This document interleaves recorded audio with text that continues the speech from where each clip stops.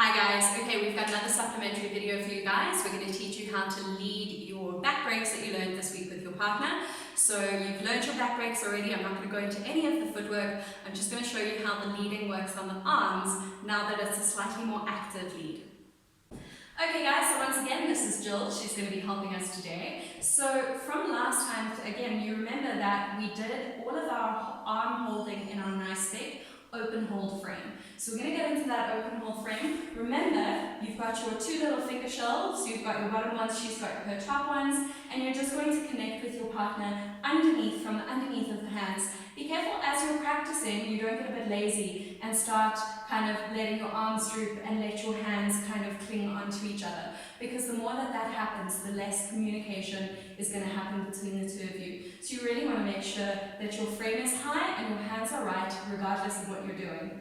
So we're going to go from our basic step. Let's just go once or twice through a basic step and through some side breaks with our arms just like this. And I'm going to express again that this is just a passive lead. So when we're doing our forward and back basic and our side basic, we're not changing anything about our arms. We're letting them just stay with our body, and our partner's going to be copying along and being aware of where we're going rather than actively leading her. So let's try some basic steps. 5, 6, 7, and 1, 2, 3, 5, 6, 7, 1, 2, 3, side break, 6, 7, 1, 2, 3, 5, 6, 7, 1, 2, 3, 5, and stop. Good job. So you can see that my arms pretty much didn't move as I'm doing those basics forward and back and doing my side basics as well. This is what's called a passive lead. It's passive because it's not doing anything. So what's going to happen now is we're going to do our first active lead, and we're going to do it on these back breaks that you've just done. So that you did them in class earlier, you know the footwork, and what's going to happen is we're going to have to give her an indication with our arms that something is going to be different. The reason for this is that if I don't do a lead away from me as I step back, if I just leave my arms down and passive the way they've been, what will happen is my partner will step forward with me instead of stepping back. So when I go into my back breaks, what I want is I want her to go back and me to go back at the same time. I want both of us to be going into back breaks. But if I don't tell her that, what will happen is as I go back, she'll go forward, and that's a weird lead for her because she never does this step, right? So what you want is to activate your arm and tell her to move away from you. Now, you're going to lead away from you as you step back, which already feels quite weird because the top half of your body essentially is going forward while the bottom half of your body is going back. But I don't actually want you to think about that forward action. First of all, because if you push away from yourself straight forward, she's going to collect the lead in her chest. And first of all, it's going to be too aggressive and she's going to kind of respond defensively. But second of all, it's kind of the wrong place to give her body any information.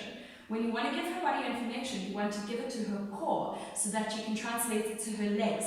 If you give it to her chest, it kind of takes too long to get to her feet. And as I say, from a very defensive place. So here, you don't want to go backwards like that. What you want instead is you want to lead your arm down and towards your partner's hip.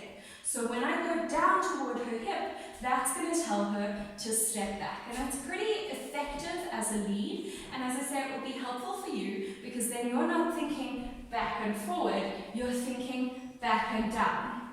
All right? So you're going to try that just with your left arm. Bring it up between you a little bit, get your one foot ready, and as you do your first half of the back break, I want you leading down and towards your partner's hip to tell her to go back as well. So 5, 6, 7, and 1, 2, 3. Now, with your second hand, with your right hand, you're going to do the same thing on the other side. So you're just going to tell that foot to go backwards on 5, 6, 7. So it goes down and up. Now, as you're doing that, I want you to be aware of the fact that it's everything on the one side of our partnership that's working. Same arm, same leg, same arm, same leg. I'm never going to step with my left and lead with my right because she's there on the wrong foot. It makes no sense to her. So here, I'm going to step with my left, lead with my left. She's going to follow with her right, step with her right. Okay, so you can see we've got like this big archway of action happening here, all on the outside of our body. So Let's try that, a couple of basics through. You're going to go up and then go down towards her hip and up, and down towards her other hip and up. 5, 6, 7, and 1, 2, 3, 5, 6, 7, 1, 2, 3, 5, 6, 7, 1, 2, 3, 5, and stop. Good job. So, now what's quite important about that backward action away from you that's going down into her hip is that you're not letting your own backward step be compromised by the fact that you're leading away from you. So you're not letting this happen 1, 2, 3, 5, 6, 7, because if you're doing that, guys, you're not doing a back break. Okay? You have to step backwards. So you have to get your weight backwards and backwards. And what you should feel is this nice little pull in the middle. So it starts to feel like a little bit of an elastic band that goes open and closed the whole time. And that's actually what we want. The whole point of doing a back break is to create lots of momentum, and we're going to use it, for example, when we're a little bit more advanced, to do things like turns, which are very exciting for our partner. We can do them because we've got more momentum. So we're just going to practice that feel of getting that elastic band. A couple of things to be really aware of. First of all, guys, you're never letting your arms go completely straight. Ladies, neither are you. Can you notice that we're not here 1, 2, 3, 5, 6, 7. If you are, chances are your steps are too big. Remember, if your step is huge, your arm's going to have to stretch out to compensate. So make sure your step is nice and small, just behind your other foot, and keep your arms slightly bent at all times. Again, that helps us get that elasticity, because if it goes completely straight, we lose any tension that exists between our arms. The second thing that you don't want to happen when you're doing these back breaks with your partner is you don't want to start too far away from her.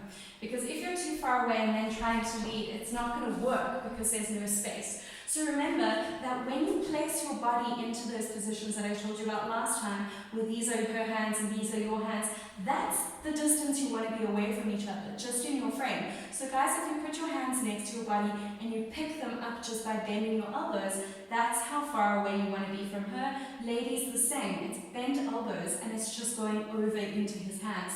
So that should help you. You'll notice if those elbows move too far in front of me, now we're too far away from each other. So we want our elbows more or less to be next to our bodies. And that way we know that we're close enough that if I go 1, 2, 3, 5, 6, 7, it's not a big deal. Okay, I'm not going to have a hard time because I'm not too far away from her. So practice through with your music. Practice this action of leading down and up, and that's going to tell her to go into her back break.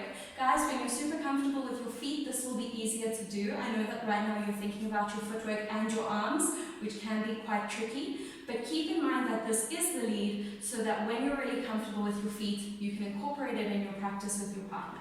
Good job, guys!